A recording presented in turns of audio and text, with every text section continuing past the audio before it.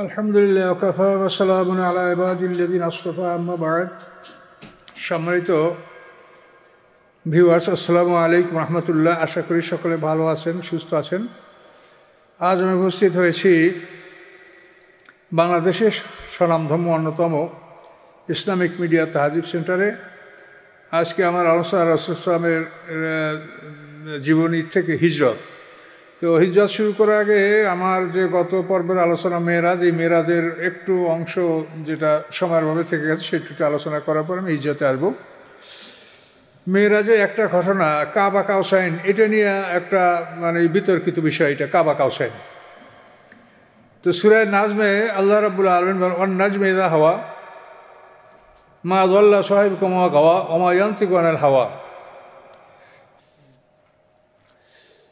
তো অমায়ান্তিকু আনিল হাওয়া, মুহাম্মদ সাল্লাল্লাহু আলাইহি ওয়াসাল্লাম নিজের মন থেকে কিছু বলেন না, বলেন ইন হুয়া ইল্লা ওয়াহয়ু ইউহা। তার কাছে যে ওহী আসে সেই ওহীগুলোই তিনি বর্ণনা করেন, নিজের থেকে কিছু বলেন না। এবং এই ওহীগুলি তাকে কে শিখায়? আল্লামাহু শাদীদুল কুওয়া। তাকে এই ওহীগুলি শিক্ষা দেন একজন কঠিন শক্তিশালী ফেরেশতা, যু মিররাতেন, যিনি সর্বসুন্দর, সৃষ্টির দিক থেকে, গঠনের দিক থেকে, শক্তির দিক থেকে সর্বসুন্দর ফেরেশতা। ফাস্তাওয়া, এই ফেরেশতা তার বরাবর হলেন, আত্মপ্রকাশ করলেন। কোথায়? ওহুয়া বিল উফুকিল আলা, উঁচু দিগন্তে, অর্থাৎ পূর্ব দিগন্তে জিবরিল আমিন আত্মপ্রকাশ করলেন। সুম্মা দানা, এরপর তিনি নিকটবর্তী হলেন। ফাতাদাল্লাহ, আরও কাছে আসলেন। ফাকানা কাবা কাউসাইন, এরপর দুইটা ধনুকের দূরবর্তী পরিমাণ তিনি আল্লাহ রসুলের কাছাকাছি আসলেন।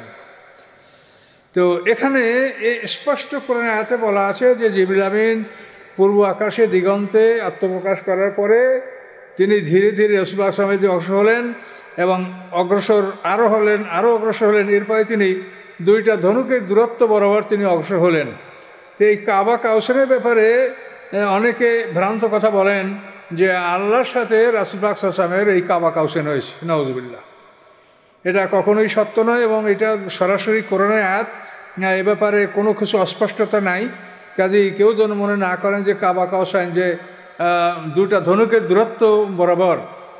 আরবের লোকেরা যখন কারোর সাথে বন্ধুত্ব করত তখন দুজনার ধনুককে পড়াইয়া, যে ধনুকের যে স্বর, এই তার পড়াইয়া ধনুক বাঁকা করে দুইটা ধনুক দুজনে সামনাসামনি ধরে একটা ধনুকের সাথে একটা ধনুক মিশাতো, শপথ করত, বন্ধুত্বের প্রতিশ্রুতি নিত যে তোমার ধনুক আমাকে আঘাত করবে না, আমার ধনুক তোমাকে আঘাত করবে না। এরকম একটা নিয়ম আরবে প্রচলিত ছিল। তো সেই হিসেবে এখানে জিবরিল আমিন আল্লাহ রসুলের কত কাছে এসেছিলেন এটা বোঝাবার জন্য কাবা কাউসাইন আল্লাহ কোরআন পাকে ব্যবহার করেছেন। যে কাবা কাউসাইনের বিষয়টা কোনোভাবেই আল্লাহর সাথে নয়। আল্লাহ রসুল সিদরাতুল মুনতাহা পর্যন্ত সফর করেছেন, এটা কোরআন দ্বারা প্রমাণিত। সিদরাতুল মুনতাহার পরে তিনি আরও সামনে রফরাফে করে সফর করেছেন এবং আল্লাহর সাথে কথা বলেছেন পর্দার আড়াল থেকে, এটা হাদিস দ্বারা প্রমাণিত। তো সম্মানিত সুধী, এ ব্যাপারে আমি হযরত আয়েশা সিদ্দিকা রাদিয়াল্লাহু তাআলা একটা হাদিস আপনাদেরকে শোনাবো। হাদিসটি বর্ণনাকারী মাসরুক সাহাবী, তিনি বলেন যে আমি আয়েশাকে বললাম, হে মা, রাসূল পাক সাল্লাল্লাহু আলাইহি ওয়াসাল্লাম মুহাম্মদ সাল্লাল্লাহু আলাইহি ওয়াসাল্লাম কি তার রবকে দেখেছে? তো আয়েশা সিদ্দিকা বলেন যে তুমি আমাকে এমন কথা বললে যাতে আমার শরীরের লোম শিহরে উঠেছে। তুমি ওই তিনটা কথা থেকে কোথায় অবস্থান করছো? এই তিনটা কথা যে তোমাকে বলে সে মিথ্যা বলে। মান হাদ্দাসা কান্না মুহাম্মাদান রাব্বাহু ফাকাদ কাযাবা, যে ব্যক্তি তোমাকে বলে যে মুহাম্মদ সাল্লাল্লাহু আলাইহি ওয়াসাল্লাম তার রবকে দেখেছে সে মিথ্যা বলে। এরপরে তিনি আয়াত তেলাওয়াত করলেন, লা তুদরিকুল আবসার ওয়া ইউদরিকুল আবসার ওয়া হুয়াল লতীফুল কবির। তিনি আরও তেলাওয়াত করলেন, ওমা কানের বাসেন আইয়ু কাল্লামাহুল্লাহু ইল্লা ওয়াহিয়ান আও মিন ওয়ারাই হিজাব। এই দুইটা আয়াত হযরত আয়েশা সিদ্দিকা তেলাওয়াত করলেন। আয়াতের অর্থ হচ্ছে কোনো চক্ষু আল্লাহকে আয়ত্ত করতে পারে না, কিন্তু তিনি সমস্ত চক্ষুষ্মানদেরকে আয়ত্ত করে থাকেন। এই আয়াতের তাফসিরে বলা হয়েছে যে একজন মানুষ তার দুটো চক্ষু দ্বারা পৃথিবীর যতখানি উন্মুক্ত জায়গা দেখতে পায় ওই জায়গাখানি তাকেই দেখতে দেন, দ্বিতীয় ব্যক্তি যেন ওই জায়গা না দেখে। দ্বিতীয় ব্যক্তি তার সীমানার পর থেকে দেখবে, তৃতীয় ব্যক্তি তার সীমানার পর থেকে দেখবে, এভাবে সমস্ত পৃথিবীতে যত চক্ষু আছে এই সমস্ত পৃথিবীর চক্ষুগুলি পৃথক পৃথক করে যতখানি জায়গা দেখবে, এই সমস্ত চক্ষুগুলি যদি একত্রিত হয়ে আল্লাহকে দেখার চেষ্টা করে, আল্লাহকে তারা দেখতে পাবে না। আল্লাহ তার চেয়ে বড়। সকলে বলুন আল্লাহু আকবার।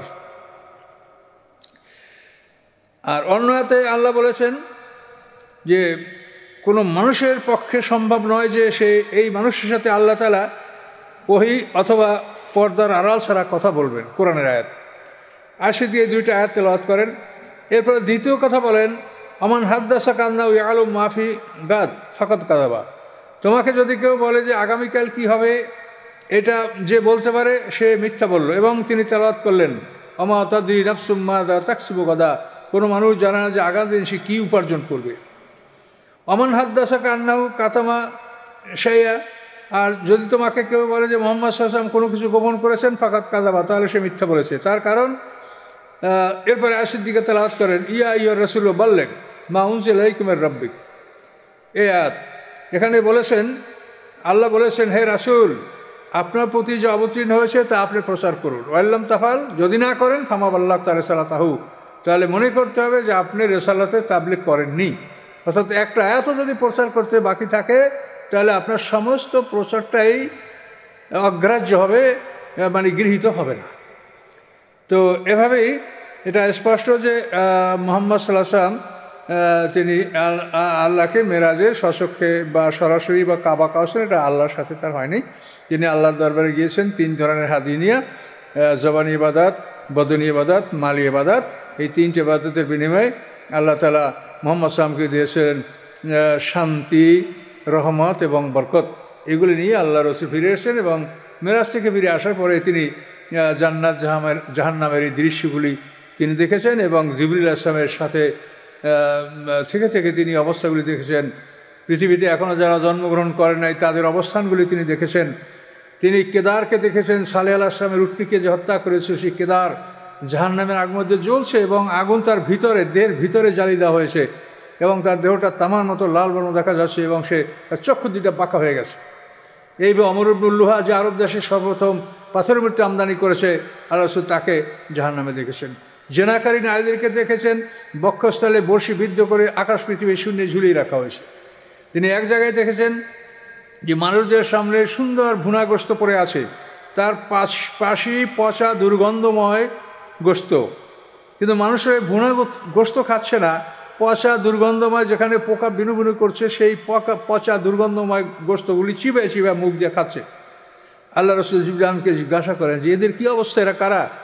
তখন জিবরিল আমিন বলেন যে সমস্ত মানুষেরা ওই সমস্ত মানুষ যারা দুনিয়াতে বৈধ ভালোবাসা করে নাই, অর্থাৎ স্ত্রীর সাথে করছে ঝগড়াঝাটি, গালিগালাজ, মারপিট, আর ভালোবাসা করছে শালীর সাথে, ভাবির সাথে, এই গ্রামের প্রতিবেশীর বউর সাথে। এভাবে তারা অন্যায়ভাবে ভালোবাসা করেছে, কিন্তু বৈধ ভালোবাসা তারা করে নাই। এই জন্য আজকে তারা এই ভুনা গোশত দেখতে পাচ্ছে, কিন্তু তারা খাচ্ছে ওই পচা মরা দুর্গন্ধময় এই গোশত।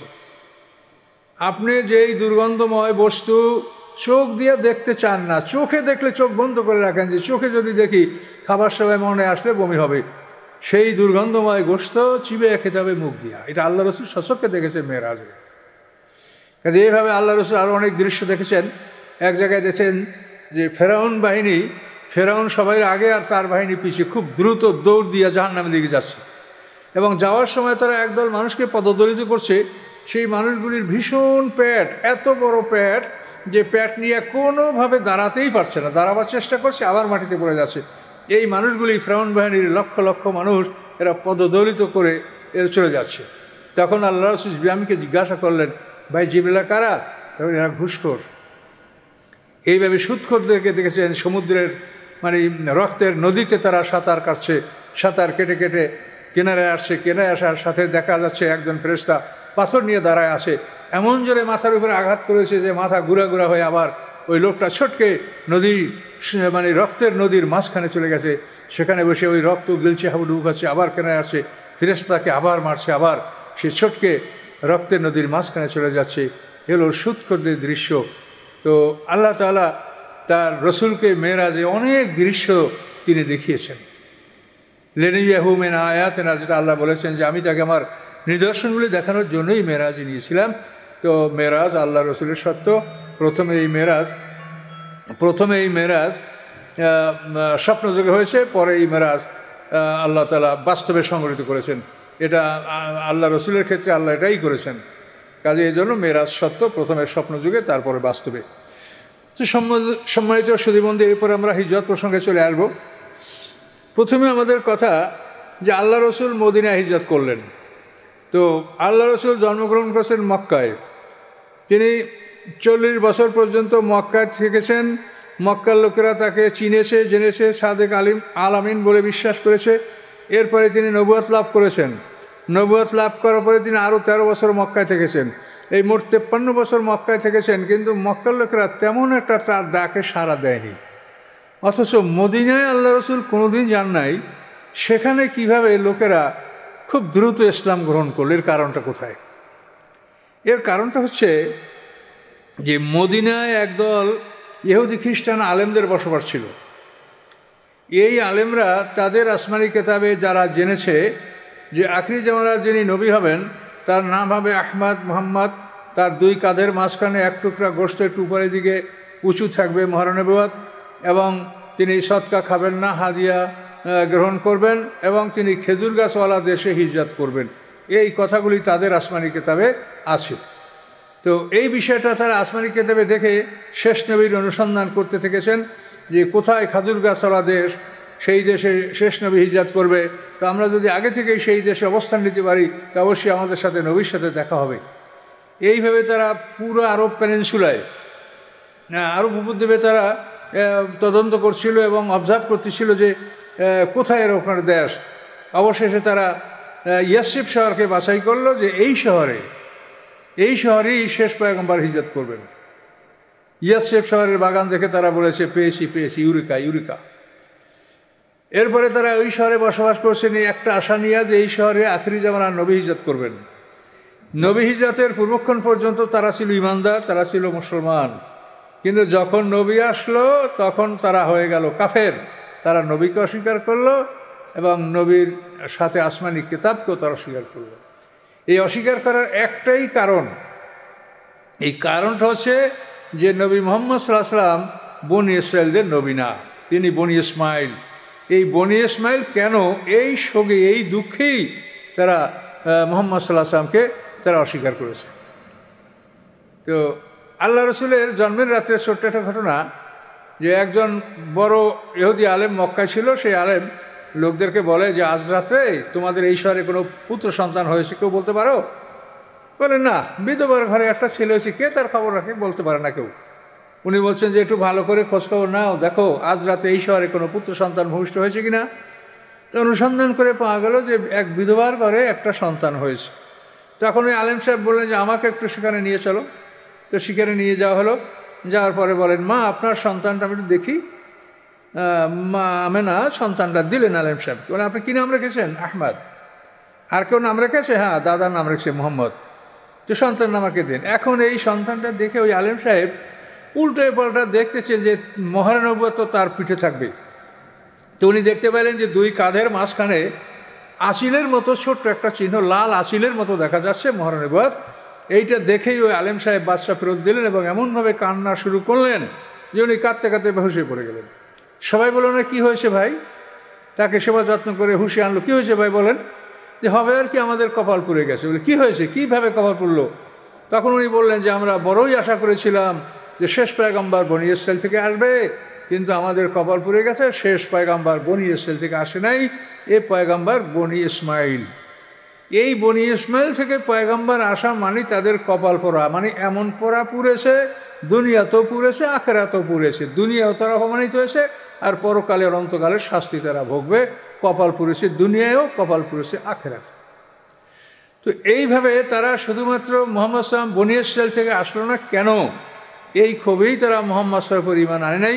কিন্তু মুহাম্মদ সাল্লাল্লাহু আলাইহি ওয়াসাল্লাম মদিনায় হিজরত করার আগে তারা সবসময় ইহুদি খ্রিস্টানদের তারা সবসময় যে মদিনার আদিবাসী যারা আওস এবং খাজরাজ, যারা একটা মানুষ হত্যা নিয়ে 120 বছর পর্যন্ত যুদ্ধ করেছে, বুয়াসের যুদ্ধ, তো এই সম্প্রদায়গুলিকে ইহুদিরা মাঝে মাঝে ওয়াজ নসিহত করতো এবং নবী মুহাম্মদ সাল্লাল্লাহু আলাইহি ওয়াসাল্লাম সম্পর্কে তারা বলতো যে এমন একজন পয়গম্বর এই শহরে হিজরত করবে, আমরা তার দিন গ্রহণ করব, তাকে সমর্থন দেব এবং তার সাথে হয়ে তোমাদের বিরুদ্ধে লড়াই করব, তোমাদেরকে আদ সামুদ জাতির মতো ধ্বংস করব। এই ধরনের ওয়াজ নসিহত ইহুদি আলেমরা করত। এ থেকেই মদিনার মানে ইয়াসরিব শহরের আওস এবং খাজরাজ এই গোত্রের মুশরিকরা তারা মুহাম্মদ সাল্লাল্লাহু আলাইহি ওয়াসাল্লাম সম্পর্কে তাদের একটা ধারণা সৃষ্টি হয়েছিল। এরপরে আল্লাহর রহমত কীভাবে হয়, নবুয়তের 11 বছরে অর্থাৎ আল্লাহ রসুল তার থেকে দুঃখিত অবস্থায় ফিরে আসার পরে নবুয়তের 11 বছরে হজের মৌসুমে ইয়াসরিব থেকে 6 জন মানুষ মক্কায় হজের জন্য আসেন। তো মক্কাবাসীরা সবসময় সতর্ক থাকতো যে হজের মৌসুমে তারা মক্কা শহরে প্রবেশের সমস্ত রাষ্ট্রগুলিতে পাহারাদার বসাতো এবং তারা ঘোষণা করত যে খবরদার এই শহরে একটা পাগল আছে, তোমরা কেউ তার কথা শুনবে না, তার কাছে যাবে না, তাহলে তোমাদের বাপদাদা ধর্ম হারিয়ে ফেলবে। এইভাবে তারা রাস্তার প্রত্যেক গলিতে বসে বসে মুহাম্মদ সাল্লাল্লাহু আলাইহি ওয়াসাল্লামের বিরুদ্ধে এভাবে কথা বলাবলি করত। তারা সবসময় চেষ্টা করত যে মুহাম্মদ সাল্লাল্লাহু আলাইহি ওয়াসাল্লাম যে নূতন ধর্ম নিয়ে আসে এটা আমাদের মক্কায় সীমাবদ্ধ থাকুক, এটা যদি মক্কার বাইরেও ছড়িয়ে পড়ে তখন এটা নিয়ন্ত্রণ করা আমাদের জন্য খুবই কঠিন হয়ে দাঁড়াবে। তো এভাবে তারা প্রচার করতেছিল। তো মানুষ তো নানা মানুষের নানা মত, কেউ কেউ মনে ভাবে যে আরে পাগলে কি করতে পারে, পাগলের কথা কে শোনে, এরা কি রকমের পাগলের কথা বলছে, তাহলে আমরা একটু অনুসন্ধান করে সেই পাগলকেই দেখবো যে কেমন পাগল যে তার থেকে সবাইকে সতর্ক করা হচ্ছে। ঘটনাচক্রে এই 6 জন মানুষ, যার মধ্যে আসওয়াদ ইবনে জোরারা ছিলেন, তো জাবের ইবনে আবদুল্লাহ, আসওয়াদ ইবনে জোরারা এরা ছিলেন এই 6 জনের মধ্যে। তো এরা আকাবা নামে সুরঙ্গ পথে কাবাঘরের পিছনে আল্লাহ রসুলের সাথে দেখা করলো। এই 6 জন ইয়াসরিববাসী। আকাবার সুরঙ্গ পথটা মক্কা থেকে মিনায় যেতে যে পাহাড়িয়া পথ, এখন যেটা খুব সুন্দর ভালো রাস্তা হয়েছে সুরঙ্গ পথ, ওই সুরঙ্গ পথ তখন তো মানে পাহাড়িয়া পথই ছিল। তো ওইখানে এরা আল্লাহ রসুলের দেখা করলো। দেখা করার পর আল্লাহ রসুল তাদেরকে দিনের দাওয়াত দিল এবং দিন সম্পর্কে যখন বলল তখন তাদের স্মরণে আসলো যে আমাদের আলেমরা আমাদেরকে যে নবীর কথা বলেছেন এই নিশ্চয়ই নবী, কোনো সন্দেহ নেই। তখন এই 6 জন লোক কলেমায়ে শাহাদাত পড়ে তারা ইসলাম গ্রহণ করলো। আল্লাহ রসুল তাদের থেকে বায়াত নিলেন। এইটা হলো আকাবার প্রথম সন্ধি, 6 জন। এবং এই 6 জনকে আল্লাহ রসুল বললেন যে তোমরা তোমাদের এলাকায় গিয়ে এই দিনের কথা তোমরা মানুষদেরকে বলবে। তো এরা চলে গেল ইয়াসরিবে। চলে যাওয়ার পরে এরা তখন নিজদের লোকজনদেরকে বলছে যে ইহুদি আলেমরা যে নবীর কথা বলেছে সেই নবীর আবির্ভাব মক্কায় ঘটেছে, নবী এসে গেছে মক্কায়।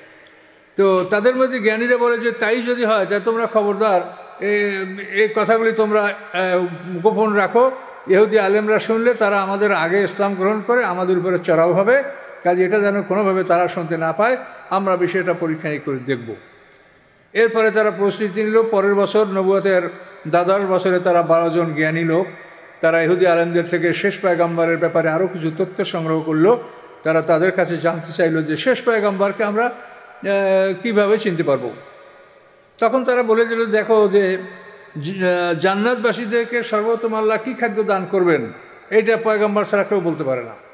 কোন কারণে একটা সন্তান ফর্সা হয়, কালো হয় এবং সন্তান কখনো মায়ের আকৃতি ধারণ করে, কখনো বাবার আকৃতি ধারণ করে, এইসব কথাগুলি নবী রসুল ছাড়া কোনো লোক এই কথার জবাব দিতে পারে না। তোরা এইসব কথার জবাব শিখে এবার 10 বছরে হজের মৌসুমে ওরা 12 জন লোক মক্কায় হজের জন্য গেল এবং ওই আকাবা নামে এই সুরঙ্গ পথে কাবাঘরের পিছনে তারা আল্লাহ রসুলের সাথে দেখা করলো। দেখা করার পরে তার কাছে এই প্রশ্ন করলো। আল্লাহ রসুল বলেন যে জান্নাতবাসীদেরকে সর্বপ্রথম মাছের কলিজা ভুনা এদের আপ্যায়ন করা হবে। দ্বিতীয়বার তাদেরকে জান্নাতে পোষা একটা ষাঁড় বলদ এই গরু ভুনা করে সেই গরুর গোশত দিয়ে আপ্যায়ন করা হবে। আর সন্তান কেন ফর্সা কালো হয়, আল্লাহ রসুল বললেন বিআইহিম আলা ওসাবাকা ইয়াকুনুল ওয়ালাদু শিবহাম মিনহু। আল্লাহ রসুল বলেন যে নারী পুরুষের সম্মিলিত বীর্যের সন্তান হয়, তো নারীর বীর্যের পরিমাণ যদি বেশি হয়, তো নারী যদি ফর্সা হয় তবুও সন্তান হবে কালো।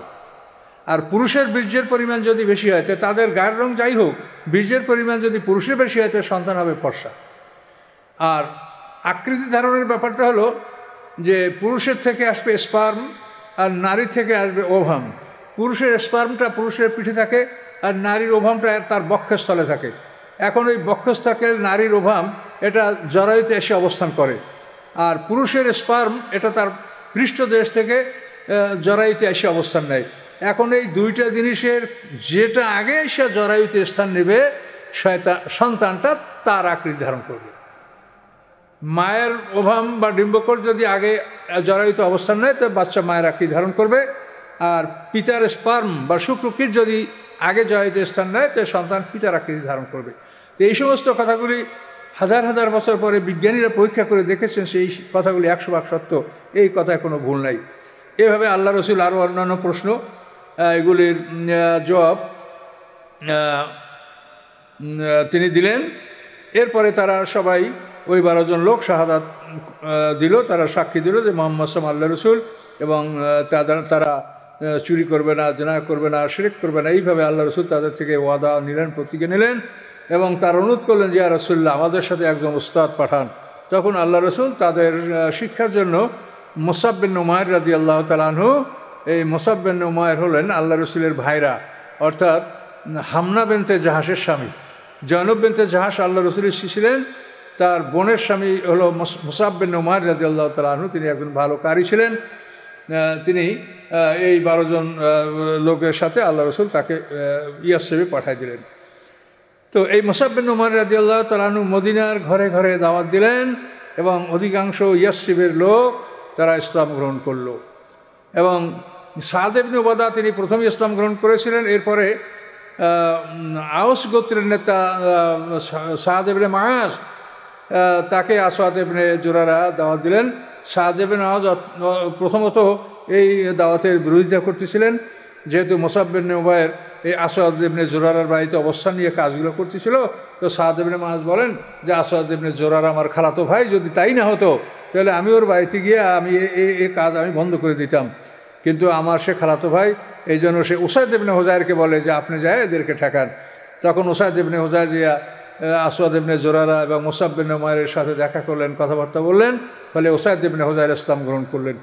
এরপরে সাদ ইবনে মুআজও তাদের সাথে দেখা করেন এবং তিনি ইসলাম গ্রহণ করেন। এবং তিনি ইসলাম গ্রহণ করার পরে সম্প্রদায়ের কাছে গিয়ে বলে যে তোমরা আমাকে কীরকম মনে করো, আমি কে, যে আপনি আমাদের নেতা। তাহলে আমি যদি তোমার নেতা হয়ে থাকি, তা আজকে সন্ধ্যার মধ্যে সমস্ত লোক তোমার মুসলমান হয়ে যাবে, তা নাহলে তোমাদের কোনো নারী পুরুষের সাথে আমি কথা বলবো না।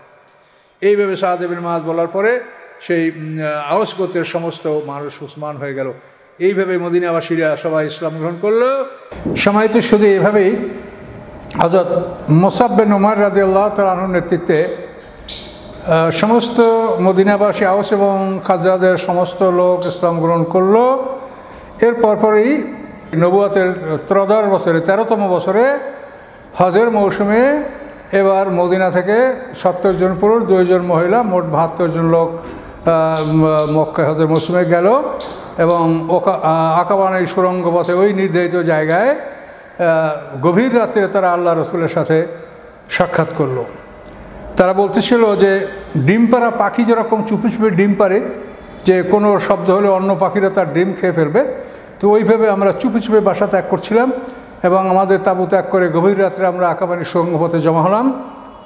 জমা হওয়ার পরে সেখানে আল্লাহ রসুলকে আমরা আমাদের দাওয়াত জানালাম যে আপনাকে আমরা নিয়ে যাব, এই শহরে রৌদ্রে গরমে আপনাকে কষ্ট পেতে হবে না। তো আল্লাহ রসুল আমাদের এই দাওয়াত স্বীকার করবেন কিনা বা এখানে কি জবাব দেবেন, এই জন্য তিনি তার চাচা আব্বাস রাদিয়াল্লাহু তাআলা, তার ছোটো চাচা রাসূল সাল্লাল্লাহু আলাইহি ওয়াসাল্লামের বয়সে মাত্র 2 বছরের বড়, তো তাকে তিনি সাথে নিয়ে আসছিলেন। এবং আল্লাহ রসুল বিষয়ে তার চাচার কাছে বললেন যে আমার চাচা এ ব্যাপারে বলবেন। তখন আব্বাস রাদিয়াল্লাহু বললেন যে শোনো, তোমরা আমার ভাতিজাকে নিতে আসছো, তাকে আমরা এখনও যেভাবেই হোক তাকে আমরা সংরক্ষণ করছি এবং ইজ্জতের সহিত তাকে আমরা এখানে রাখতে সক্ষম হয়েছি। তো তোমরা যদি তাকে নিয়ে যাও তো তোমাদের কি অবস্থাটা হবে তোমরা জানো, যে এই গোটা আরববাসী তোমাদের বিরুদ্ধে যুদ্ধ করবে, তোমরা নিজেরা মৃত্যুবরণ করবে, তোমাদের স্ত্রীরা বিধবা হবে, সন্তান এতিম হবে, এরকম তোমাদের একটা মহাবিপদ সামনে আসবে, এই বিপদের ঝুঁকি নিয়ে তোমরা আমার ভাতিজাকে নিবে। তখন ওরা অবাক হয়ে গেল, তারা এতখানি চিন্তা করে নাই যে মুহাম্মদ সাল্লাল্লাহু আলাইহি ওয়াসাল্লামকে নিয়ে গেলে এরকম সমস্যা হবে, এত চিন্তা তারা করেনি। এখন এটা নিয়ে তারা পরস্পরের কথা বিনিময় করলো। শেষ পর্যন্ত তারা একমত হলো যে যাই হোক যে কোনো মূল্যে আমরা মুহাম্মদ সাল্লাল্লাহু আলাইহি ওয়াসাল্লামকে আমাদের এলাকায় নিয়ে যাব। তখন আব্দুল্লাহ ইবনে রাওয়াহা তিনি বললেন, আনসারদের নেতা, যে ইয়া রাসূলুল্লাহ আপনি আমাদের থেকে যে কোনো সন্ধি যে কোনো ওয়াদা আপনি নিতে চান সেটা নিতে পারেন, বলেন আপনি আমাদের থেকে কী চান। তখন আল্লাহ রসুল বলেন যে আমি আল্লাহর পক্ষ থেকে এতটুকু চাই যে তোমরা আল্লাহর ইবাদত করবে, তার সাথে শরিক করবে না। আর আমার পক্ষ থেকে আমি এতটুকু চাই যে তোমরা যেভাবে তোমাদের সন্তান এবং স্ত্রীদেরকে তোমরা হেফাজত করো, তোমাদের জানমাল হেফাজত করো, ঠিক ওইভাবে তোমরা আমাকে হেফাজত করবে। ওরা বললেন ইয়া রাসূলুল্লাহ, এটা যদি আমরা কই তো আমরা কী পাবো? তখন আল্লাহ তাআলা ওই সূরা তওবার 111 নম্বর আয়াত নাযিল করলেন, ইন্নাল্লাহ আশতারা মিনাল মুমিনিনা আনফুসাহুম ওয়া আমওয়ালাহুম বিআন্না লাহুমুল জান্নাহ, যে আল্লাহ তাআলা মুমিনদের জীবন সম্পত্তি বেহেশতের বিনিময়ে খরিদ করেছেন। এই আয়াত শেষ পর্যন্ত আমার নাফা বেহাদি মিনাল্লাহি ফাস্তাবশিরু বিবাইকুম আল্লাযী বায়াতুম বিহি, এই আয়াতের শেষ পর্যায়ে এই কথাগুলি বলা হয়েছে যে যারা এই ওয়াদা আল্লাহর সাথে এই ওয়াদা করেছো, এই ওয়াদা যারা পূরণ করবে তারা এই বেচাকেনার উপরে তোমরা সুসংবাদ গ্রহণ করো, তোমরা জান্নাতের সুসংবাদ গ্রহণ করো। এই আয়াত নাজেল হয় এই মানে আকাবা সন্ধিতে যারা আল্লাহ রসুলের সাথে বায়াত গ্রহণ করেছিলেন তাদের ব্যাপারে এই আয়াত নাজেল হয়। এরপরে আল্লাহ রসুল সিদ্ধান্ত হয়ে গেল যে তিনি মদিনা হিজরত করবেন। এই সিদ্ধান্ত হয়ে যাওয়ার পরে আল্লাহ রসুল সাধারণ সাহাবেদেরকে বলেন যে তোমরা ধীরে ধীরে মক্কা ত্যাগ করো। তখন আস্তে আস্তে সাহাবায়ে কেরামরা মক্কা ত্যাগ করতে থাকলো। আল্লাহ রসুল অপেক্ষা করছেন যে তাকে কখন হিজরতের আদেশ দেওয়া হবে, আর আবু বকর সিদ্দিকও আল্লাহ রসুলের জন্য অপেক্ষা করছে। তো এভাবেই ধীরে ধীরে যখন মক্কা শহরের বহু লোক হিজরত করলো, শহরটা প্রায় ফাঁকা হয়ে গেল, তখন মক্কার নেতারা খুব অস্থির হয়ে গেল যে হায় হায়, আমাদের এই মক্কা শহর কত জমজমাট শহর ছিল, এখন শহরটা তো বিরান হয়ে যাচ্ছে, সব চলেই যাচ্ছে, মানুষ কে কোথার থেকে যাচ্ছে কেউ বোঝাই যাচ্ছে না। এখন ওরা মানে খুব অস্থির হয়ে গেল যে আমরা কী করবো, এইটা কেমন করে ঠেকাবো। তখন তারা দারুণ্যদয় পরামর্শ সভা বসালো। তো এই দারুণ্যবায় উতবা বিন রবিয়া, সাহেব বিন রবি, আবু জাহল, নজর ইবনে হারেস, আবুল বক্তারি, হাকিম বিন হিজাম, মুনাব্বা, নাবিয়া, উমাইয়া ইবনে খালফ, এরা সব সেখানে এই মজলিসে একত্রিত হলো। তো এই মজলিসে শয়তান ইবলিস একজন বৃদ্ধের আকৃতি ধরে সেই মজলিসের সামনে এসে হাজির। সবাই বলে আপনি কোথাকার লোক, আপনি কোথায় যাবেন?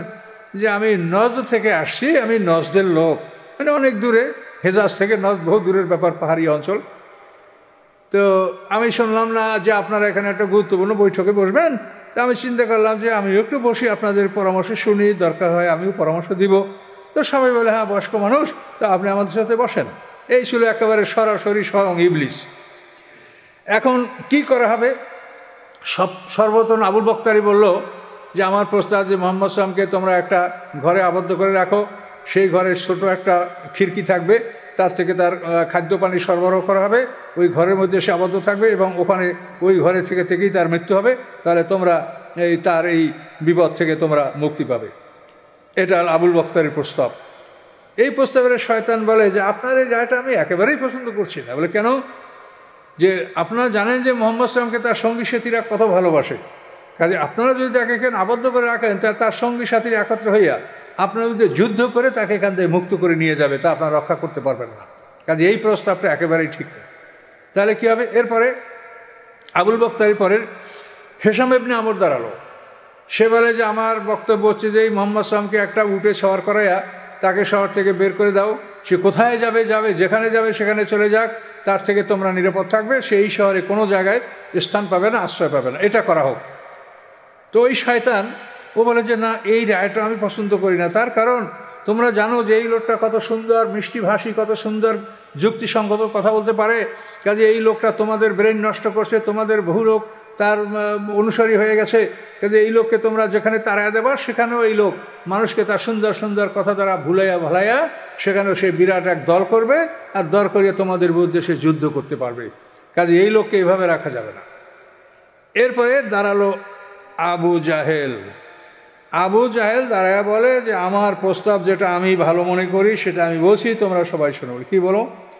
তো আবু জাহেল বলে যে আমার প্রস্তাব হলো যে কুরাইশের প্রত্যেক গোত্র থেকে এক যুবককে বাছাই করে নাও, শক্তিশালী, সুন্দর, সুদর্শন, শক্তিশালী যুবক, তার হাতে ধারালো তলোয়ার দাও, এবং এইভাবে প্রত্যেক গোত্রের এক এক যুবক একত্রিত হবে এবং তারা সবাই একসঙ্গে মোহাম্মদ সাল্লামকে হামলা করে তাকে হত্যা করবে, এবং সবাই একসঙ্গে হামলা করে হত্যা করার পরে তার খুনের দায়টা সম্পূর্ণ কুরাইশ গোত্রের উপরে বর্তাবে।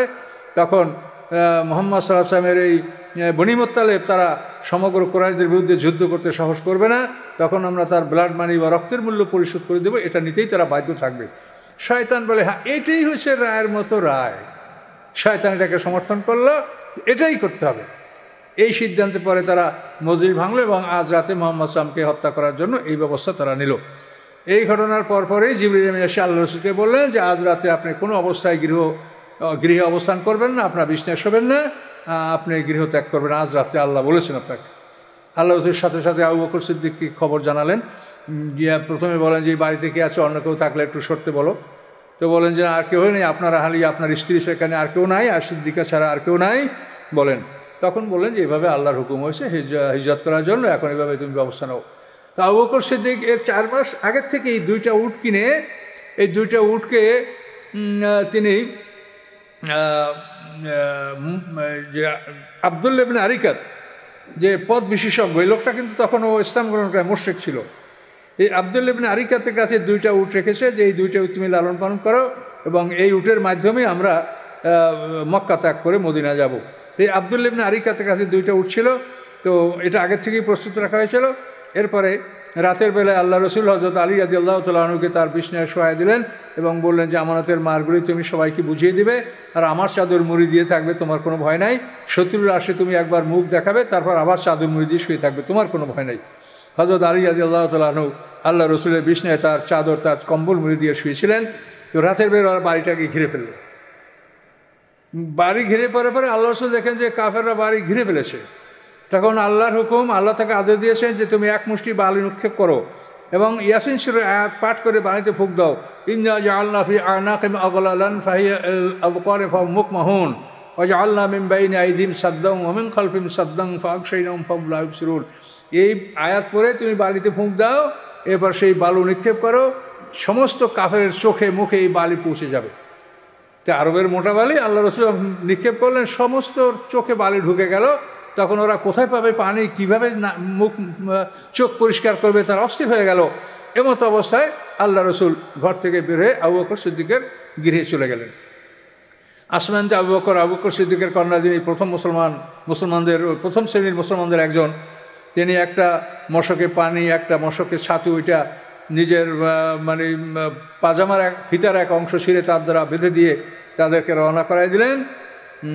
আবু বকর সিদ্দিক এবং আল্লাহ রসুল মক্কা থেকে সোজা দক্ষিণ দিকে গারে শহর এদিকে হিজরত করলেন, রওনা করলেন। আল্লাহ রসুল চলতে পারছেন না, পাথরের আঘাতে পা জখম হয়ে যাচ্ছে। এক পর্বে আবু বকর সিদ্দিক আল্লাহ রসুলকে কাঁধে নিয়ে চলতে শুরু করলেন। এমন সময় হঠাৎ করে এক কাফের সামনে তাদের দেখা। ওই কাফের মুহাম্মদ সাল্লাল্লাহু আলাইহি ওয়াসাল্লাম আবু বকর সিদ্দিককে তারা সে ভয় পেয়ে গেল, কিছু বলতে সাহস করলো না।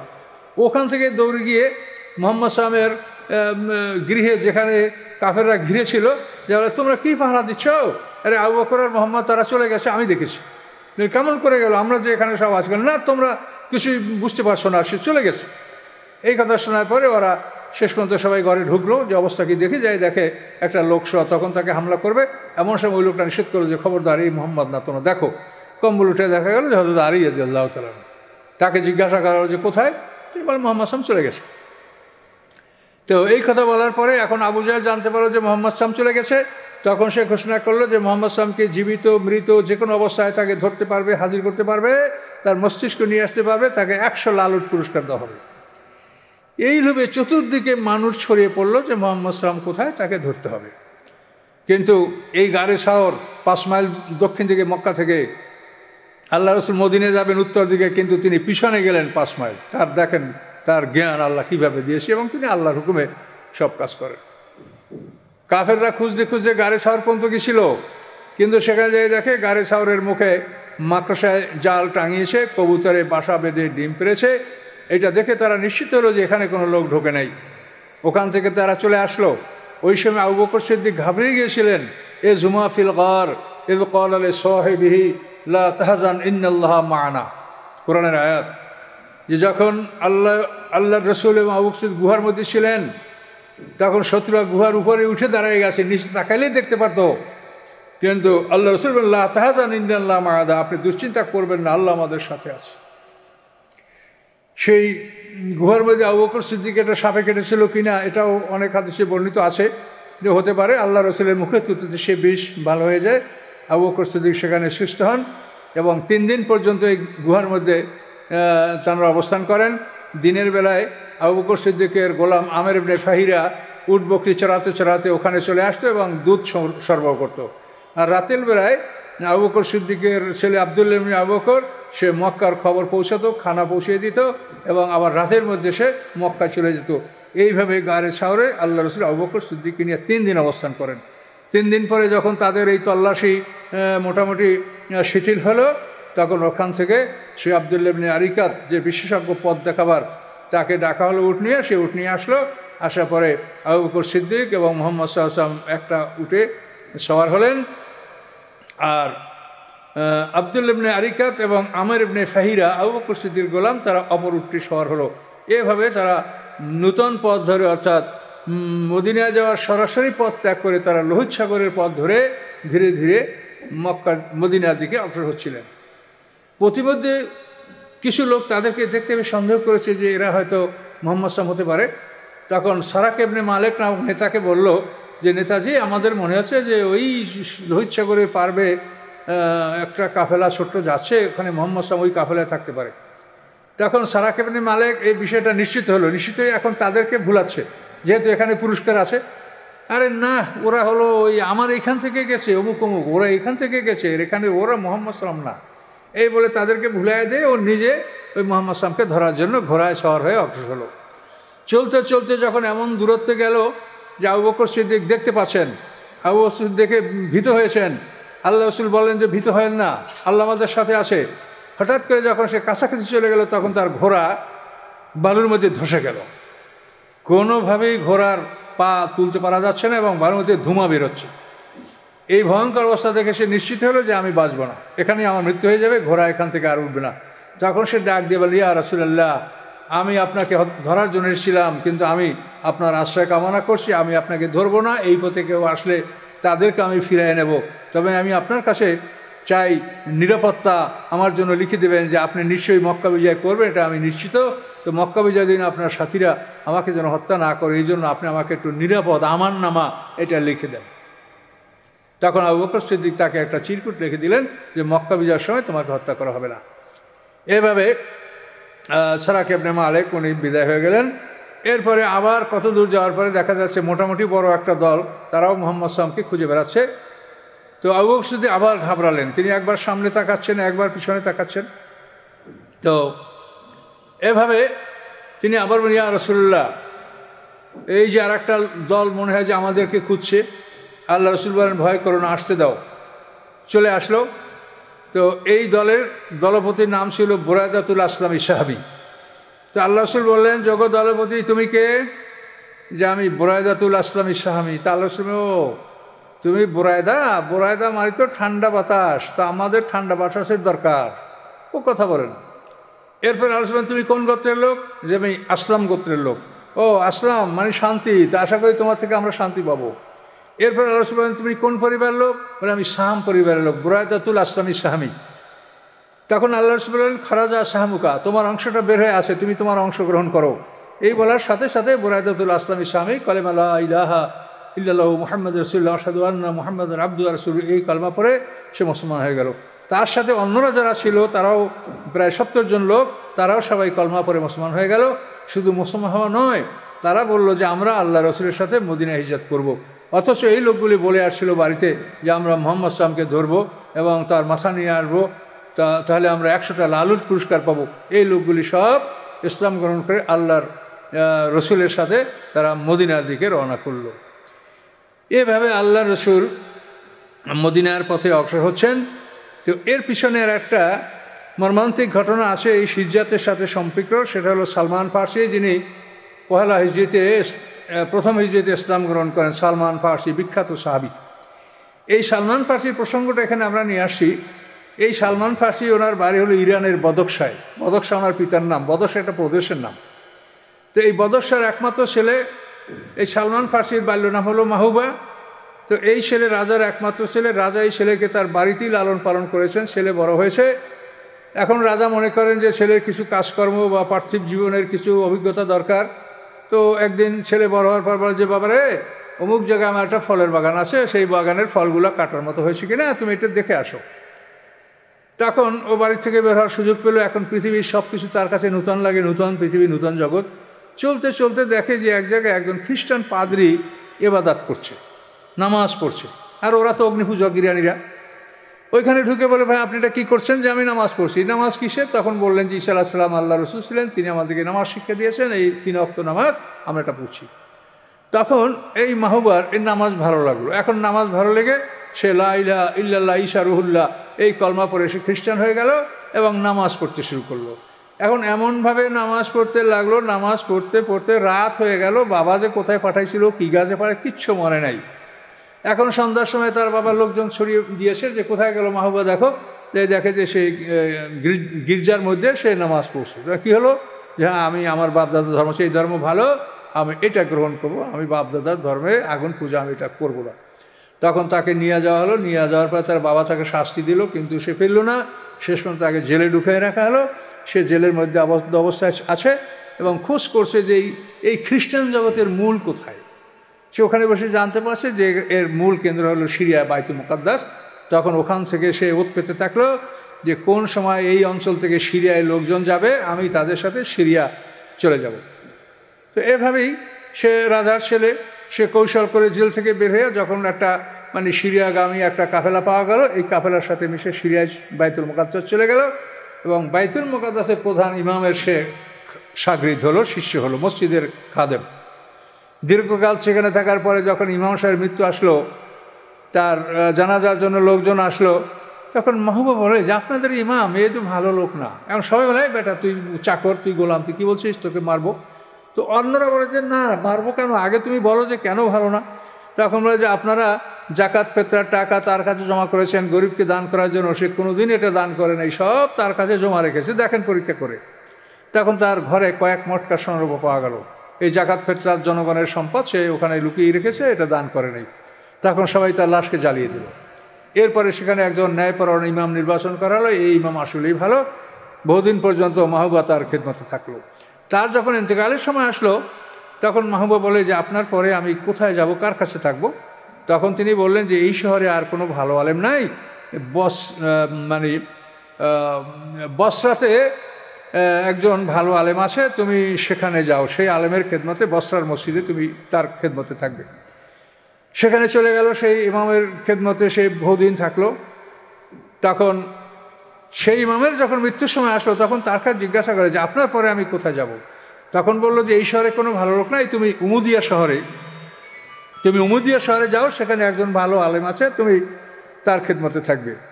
তো সেই শহরে যাওয়ার পরে একজন ইমাম পেলেন, তার খেদমতে থাকলেন বেশ কিছুদিন। তার যখন ইন্তেকালের সময় আসলো, তখন মাহবুব বলে যে আমি আপনার পরে কোথায় যাব? তখন সেই ইমাম সাহেব তাকে বললেন যে আমার পরে খ্রিস্টান জগতে ঈসা আলাইহিস সালামের উম্মতের মধ্যে কোনো ভালো মানুষ নাই, কাজেই আপনি যদি ভালো মানুষ চান তাহলে এখন আখরি জামানার নবীর অপেক্ষা করতে হবে, এছাড়া এই জগতে কোনো খাঁটি মুসলমান নাই। তখন মাহবুবা কাঁদতে লাগলেন যে আমি আখরি জামানার নবীকে কি করে চিনব? তখন ওই আলেম সাহেব তাকে মৃত্যুর পূর্বক্ষণে বললেন যে তার নাম হবে আহমদ মুহাম্মদ, 2 কাঁধের মাঝখানে এক টুকরা গোশত থাকবে মহরে নবুয়াত, এবং তিনি খেজুর গাছওয়ালাতে সে হিজরত করবেন। তো এই কথা বলার পরে শেষ পর্যন্ত মাহবুবা ওখান থেকে এখন অনুসন্ধান করতে লাগলো যে খেজুর গাছওয়ালা দেশ কোথায় আছে।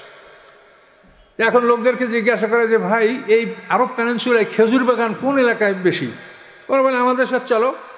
এইভাবে সে একটা কাফেলার সাথে চললো। চলার পরে সেই কাফেলার লোকেরা তাকে বন্দি করে তার কাছ থেকে সোনা দানা টাকা পয়সা সব লুট করে নিয়ে শেষ পর্যন্ত তাকে গোলাম হিসেবে বিক্রি করে দিল।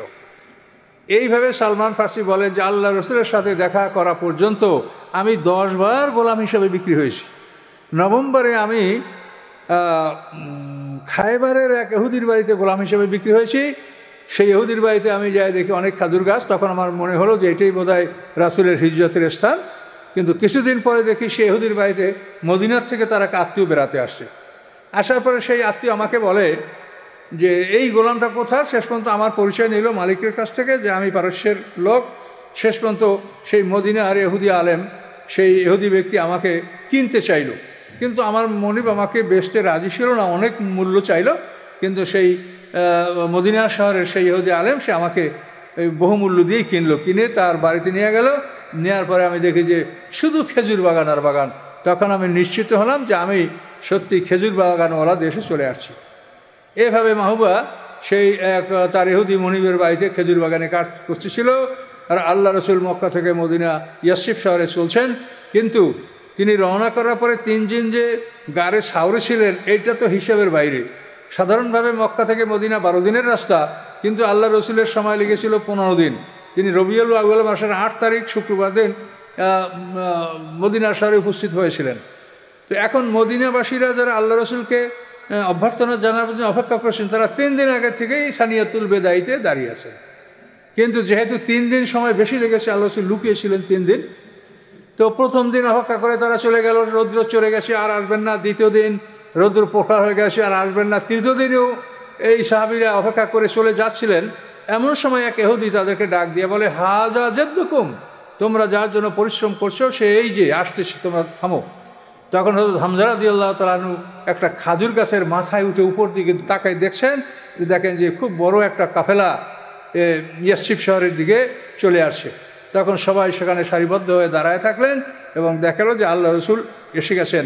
এবং এইখানে তারা দাঁড়িয়ে আল্লাহ রসুলকে দেখে স্তবকগুলি পড়ে পড়ে তারা আল্লাহ রসুলকে অভিবাদন জানাচ্ছিলেন। তলা আল বাদরু আলাইনা মেন সানিয়াতুল বেদাই ওয়াজাবা শুকরু আলাইনা মাদা লিল্লাহি দাই। খুব সুন্দর সুরে এই গানগুলি তারা গাচ্ছিল। এবং সে সময় পর্দার আয়াত নাজেল হয় নাই, এবং নামাজের অবস্থা তো মানে কেবল ফরজ হয়েছে, অন্য অন্য শরিয়াতের বিধান নাজেল হয় নাই। নারী পুরুষ সবাই সম্মিলিতভাবে দব বাজিয়ে বাজিয়ে তলা আল বাদরু আলাইনা মেন সানিয়াতুল বেদাই। এই সানিয়াতুল বেদাই হলো জায়গার নাম। এই সানিয়াতুল বেদাইতে আল্লাহ রসুলকে তারা অভ্যর্থনা জানিয়েছেন। এইভাবে স্তবক পরে পরে তারা গান গেয়ে গিয়ে আল্লাহ রসুলকে অভ্যর্থনা জানালেন।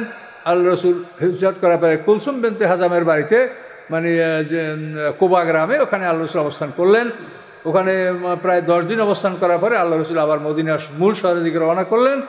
প্রতিমধ্যে মসজিদে বনু সালামা এখন যেখানে, ওইখানে যাওয়ার পরে জুমার নামাজ রক্ত হলো। আল্লাহ রসুল সর্বপ্রথম 100 সাহাবী নিয়ে ওখানে জুমার নামাজ আদায় করেন। এটা হচ্ছে আল্লাহ রসুলের সর্বপ্রথম জুমার নামাজ। এর আগেও একজন সাহাবী মদিনাতে জুমার নামাজ পড়েছেন, আসাদ ইবনে জোরারা। জুমার নামাজের আদেশ মক্কাতে হয়েছিল, কিন্তু আল্লাহ রসুল মদিনাতে প্রথম জুমার নামাজ পড়েছেন। সম্মানিত সুদী, তো এখানে জুমার নামাজ পড়ার পরে আল্লাহ রসুল মূল মদিনা শহরে প্রবেশ করলেন। মদিনা শহরে প্রবেশ করার পর এখন সবাই মনে করে আল্লাহ রসুল আমাদের বাড়ি মেহমান হবেন, আমাদের বাড়ি মেহমান হবেন। আল্লাহ রসুল বলেন যে আমার উটের রশি ছেড়ে দাও, উট যেখানে থামবে সেখানে আমি মেহমান হব। এখন উটের রশি সারিয়ে দেওয়া হলো। ঘুরতে ঘুরতে উট বনু নাজ্জারের এক আনসারের বাড়ি, সেখানে অর্থাৎ আবু আইয়ুব আনসারি, এই বাড়ির সামনে আল্লাহ রসুল উটটা শুয়ে পড়লো। সামনের জায়গাটা কিছুটা অপরিষ্কার ছিল। সাহাবীরা একবার তার উটটাকে তুলে দিলেন। উট আবার ঘুরতে লাগলো, ঘুরে ঘুরে ওখানে সেই আল্লাহ রসুল উটটি থামলো।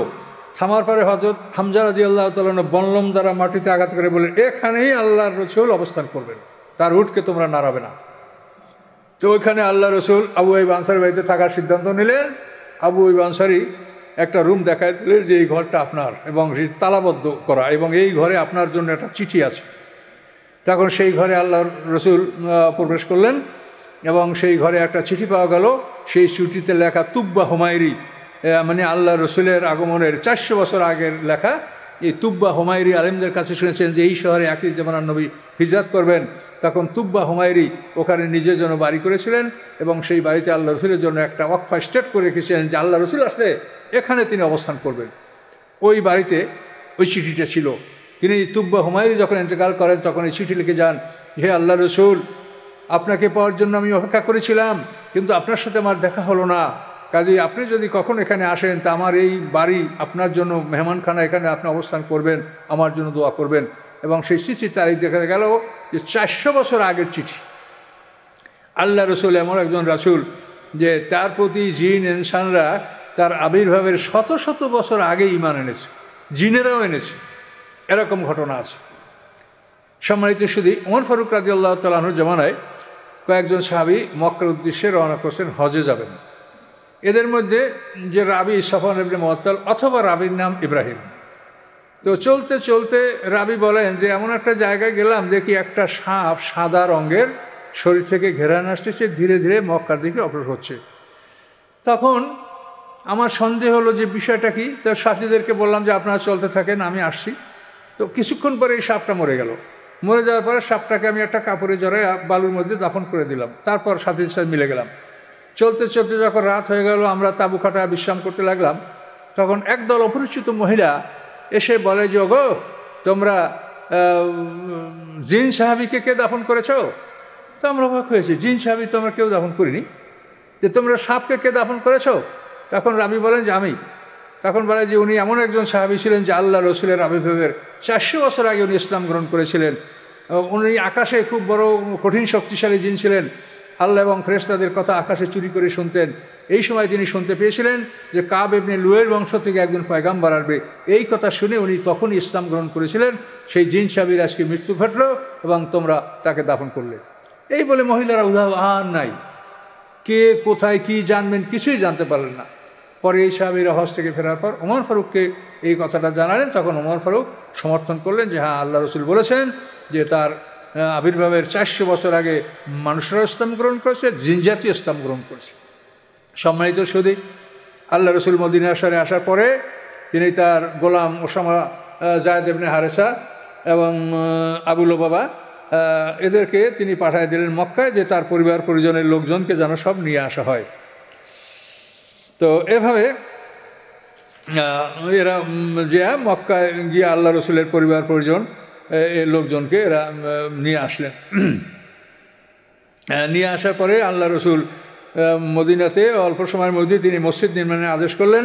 সাহাল এবং সোহেল 2 এতিমের জমিন ছিল ফাঁকা। এই জমিন মদিনা মসজিদের জন্য এই জমিনকে নির্বাচন করা হলো এবং এই জমিনের মধ্যে 2টা কবর ছিল।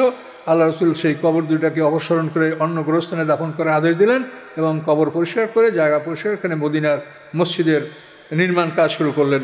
এই মদিনার মসজিদ নির্মাণ করার সময় আল্লাহ রসুলের জন্য সেই মদিনার মসজিদ সংলগ্ন তার স্ত্রীর জন্য হুজরা বা প্রাইভেট কামরা তৈরি করা হলো। সর্বপ্রথম সাউদা বিনতে জামার জন্য, তারপর আশিদ্দিকার জন্য, তারপর হাফসা, এভাবে পর্যায়ক্রমে ওই মসজিদের পাশে আল্লাহ রসুলের হুজরা তৈরি করা হয়। মা ফাতেমার জন্য একটা হুজরা ওই মসজিদের সংলগ্ন এটা করা ছিল। তো এই হুজরা করার পরে আবু আইয়ুব আনসারীর ওই গৃহ থেকে আল্লাহ রসুল চলে আসে এই মদিনার মসজিদে তিনি অবস্থান নেন। এভাবে আল্লাহ রসুল মদিনার মসজিদে অবস্থান করতে থাকেন। তো এই প্রথম হিজরিতেই সালমান ফার্সি, আবদুল্লাহ ইবনে সালাম এরা ইসলাম গ্রহণ করেন। প্রথম হিজরিতে জুমার নামাজ শুরু হয়, রমজান মাসে রোজা ফরজ হয় এবং নামাজ যে ছিল, যে নামাজকে আমি বলেছি এর আগে যে ওহী নাযিল হওয়ার সাথে 2 ওয়াক্ত নামাজ ফজর এবং মাগরিব 2 রাকাত করেছিল। মেরাজে নামাজ হয়েছে 5 ওয়াক্ত 10 রাকাত। এই মদিনায় হিজরত করার পরে প্রথম হিজরিতেই নামাজের সংখ্যা জোহরে, আসরে, এশায় 2 রাকাত করে বাড়ে এবং মাগরিবে 1 রাকাত। এইভাবে নামাজ 17 রাকাতে পরিণত হয় এবং এই বছরই হিজরতের প্রথম বছরই আজান এবং ইকামত শুরু হয়। তো আব্দুল্লাহ ইবনে জায়েদ আনসারী একজন সাহাবী, তিনি আজান স্বপ্নে দেখেন। এই যে আজান আমরা দিচ্ছি হুবহু আজান স্বপ্ন দেখেন, ইকামত স্বপ্ন দেখেন। দেখে তিনি আল্লাহ রসুলকে বলেন, ইয়া রাসূলুল্লাহ, আমি এই স্বপ্নে দেখেছি। আল্লাহ রসুল বলেন, তোমার স্বপ্ন সত্য। এবং তিনি আল্লাহ রসুল বেলালকে ডেকে বললেন যে বেলাল আজান দাও। তখন এই আব্দুল্লাহ ইবনে জায়েদ আনসারীর সে স্বপ্নের বাণীগুলি হযরত বেলাল তিনি উচ্চস্বরে পড়েন এবং এটি আজান হিসেবে প্রচলিত। এটা আমরা প্রথম হিজরিতে আমরা লাভ করেছি। তো আল্লাহ রসুল হিজরত করার পরে মদিনার আশ্চর্য ঘটনা যে আল্লাহ রসুল হিজরত করার পরে মদিনার আনসাররা একত্রিত হয়ে বলে, ওগো তোমাদের বোনের ছেলে আসছে, তার জন্য তোমরা কি করবা? মুহাম্মদ সাল্লাল্লাহু আলাইহি ওয়াসাল্লামকে তারা বোনের ছেলে। তার কারণ মুহাম্মদ সাল্লাল্লাহু আলাইহি ওয়াসাল্লাম পিতার নাম হচ্ছে আবদুল্লাহ, আবদুল্লাহ পিতার নাম আব্দুল মুত্তালিব। এই আব্দুল মুত্তালিবের মা হলো মদিনার বনু নাজ্জারের মহিলা সালমা বিনতে আমর, হাশিমের স্ত্রী। তাহলে এই বনু নাজ্জারের মেয়ে, বনু নাজ্জারের কন্যা সালমা বিনতে আমর, এ হলো রাসূলুল্লাহ সাল্লাল্লাহু আলাইহি ওয়াসাল্লামের দাদির মা। এই জন্য ওরা বলছে যে তোমাদের বোনের ছেলে আসে, তার জন্য তোমরা কী করবা? সবাই বলে তাহলে সে তো খালি আসে, তা আমরা তার জন্য কি ধন সম্পদ জমা করি? তো ধন সম্পদ জমা করা হলো। এরপর রাসূলের কাছে আয়েশা তার অনুমতি চাইলেন। আল্লাহ রসুল বলেন যে আল্লাহর অনুমতি ছাড়া আমি এটা গ্রহণ করতে পারবো না।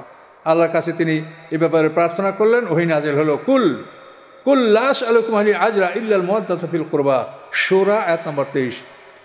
আল্লাহ বলেন আপনি জানিয়ে দেন যে আমি তোমাদের জন্য যা কিছু করেছি ইমানের ক্ষেত্রে, ইসলামের ক্ষেত্রে, দাওয়াতের ক্ষেত্রে, আমি তোমাদের কাছে কোনো বিনিময় চাই না। আমি সেই মুওয়াদ্দাতান ফিল কুরবা, আমার এই নিকটতম যারা, আমার এই ঘনিষ্ঠ জনরা যারা এসেছে, তোমরা তাদেরকে ভালোবাসো। এই এক কথা বলার সাথে সাথে সমস্ত আনসাররা মুহাজিরদেরকে ভাই ভাই হিসেবে গ্রহণ করে নিলেন। ধন সম্পদ, ব্যবসা বাণিজ্য, অর্থ, এমনকি স্ত্রী তালাক দিয়া তাতে তারা স্ত্রী পর্যন্ত তাদের দান করলেন। এইভাবে আল্লাহ রসুলের একটা কথায় সব মুহাজিরদের সমস্যার সমাধান হয়ে গেল। আল্লাহ রসুল নিজে গ্রহণ করলেন না, কিন্তু সকলের জন্য সমস্যার সমাধান করলেন। কাজে এই হলো রসুলের সুন্নাত। আর আমরা শুধু দাড়ি টুপি জামা পরে রাসুলের সুন্নাত পালন করি আর সব অন্যায়ভাবে মানুষের সম্পদ ভক্ষণ করি। এ হলো আমাদের রসুলের সুন্নাত। কাজে এই জন্য এই বিষয়গুলি আপনাদের জানা দরকার। সূরা শূরার 23 নম্বর আয়াত আপনারা ভালো করে পড়েন, শাহনজুল দেখেন যে আল্লাহ রসুলের জন্য মদিনাবাসী যে ধন সম্পদ জমা করেছিল, আল্লাহ রসুল এটাকে গ্রহণ করেননি। তো সম্মানিত সুধী, এরপরে 18 মাস পরে বদরের যুদ্ধ হলো। তো বদরের যুদ্ধে সাহাবীরা অংশগ্রহণ, এরপরে উহুদের যুদ্ধ হলো।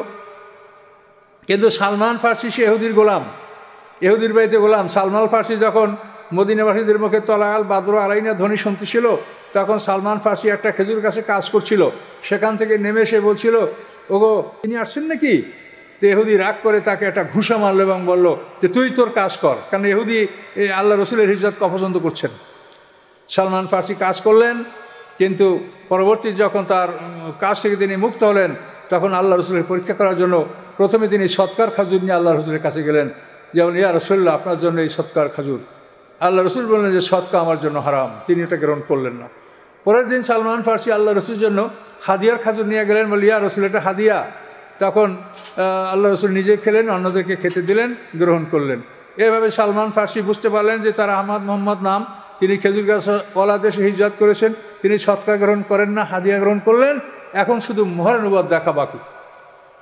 মসজিদ শেষ হয়ে গেল, আল্লাহ রসুল উঠে পড়লেন। হঠাৎ করে আল্লাহ রসুলের পিঠের চাদর পড়ে গেল। সালমান ফার্সি পিছন থেকে আল্লাহ রসুলের মোহরানুবাদ দেখে চুম্বন করতে লাগলেন, বললেন ইয়া রসুল আল্লাহ, আপনাকে পাওয়ার জন্য আমি 10 বার গোলাম হিসেবে বিক্রি হয়েছি, অথচ আমি একজন রাজার ছেলে। তো সালমান কলমা পড়লেন, মুসলমান হয়ে গেলেন এবং আল্লাহ রসুলের কাছে তিনি দোয়া চাইলেন। আল্লাহ রসুল বলেন তুমি সবর করো। দিন পার হয়ে যাচ্ছে, যুদ্ধ বিগ্রহ চলছে। সালমান ফার্সি ইহুদির বাড়ি গোলাম। তো সালমান খুব অনুরোধ করছে, ইয়া রসুল্লাহ আমার কোনো ব্যবস্থা হবে না? তখন আল্লাহ রসুল বলেন যে তুমি তোমার মনিবকে বলো যে কোনো কিছুর বিনিময়ে তোমাকে সে মুক্ত করতে রাজি হয় কিনা।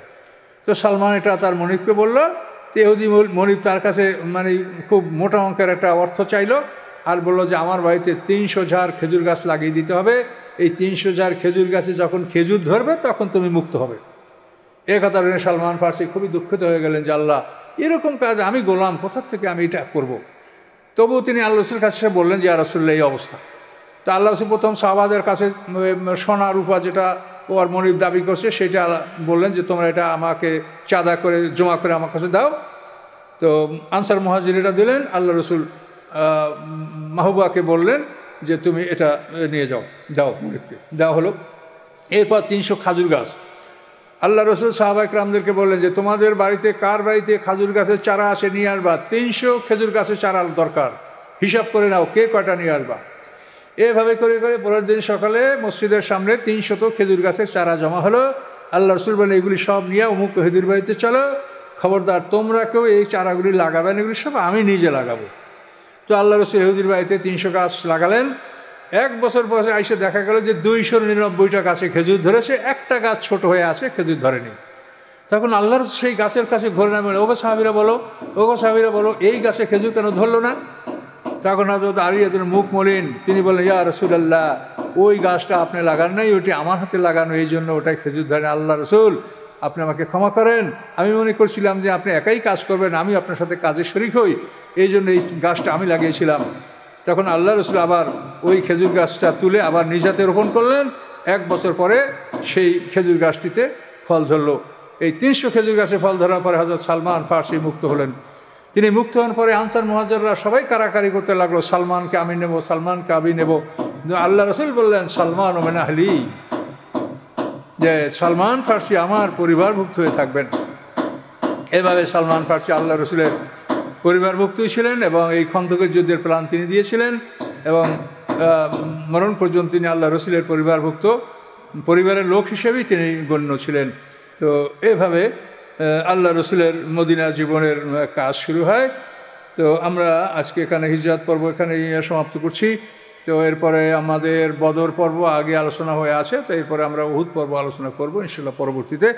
তো আপনাদের থেকে এখন বিদায় নেব। তো আপনারা এই আমার ধারাবাহিক শোনার জন্য আপনারা এই ইউটিউব চ্যানেল তাহজিব সেন্টার ভিজিট করবেন এবং নূতন আপডেটগুলি পাওয়ার জন্য একটা চ্যানেল সাবস্ক্রাইব করে বেল বাটনে প্রেস করবেন আর এগুলো শুনবেন। এবং আমার লেখা বই আলো আদার 1 হতে 7 পর্যন্ত এবং তাফসির এগুলি আপনারা এই তাহজিব সেন্টার থেকেও সংগ্রহ করতে পারবেন, আর ব্যক্তিগত আমার সাথে যোগাযোগ করেও এটা সংগ্রহ করতে পারবেন। তো এই বলে আমি আমার বক্তব্য শেষ করছি। আসসালামু আলাইকুম ওয়া রাহমাতুল্লাহ।